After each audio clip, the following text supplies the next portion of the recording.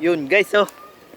Iyaw kami dito ng ano, liempo. Tapos yung ipit namin ay imported, oh. Oh. Made in ano yan, made in key. Made in kawayan. Sarap nito, oh. Dito kami ngayon picnic sa ilog. Yan, oh. Yan. Picnic. Diyan, ibutang mo, lagay mo lang diyan, oh. Oh.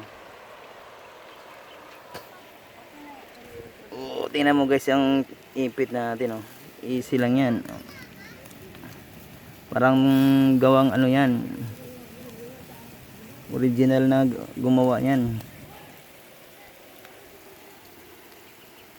Hmm?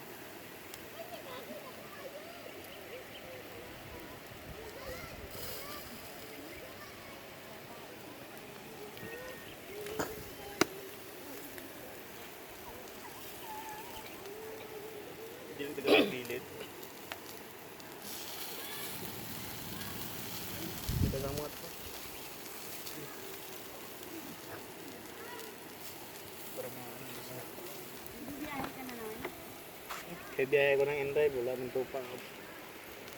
Abutan ko ng hapon, isang booking pa lang.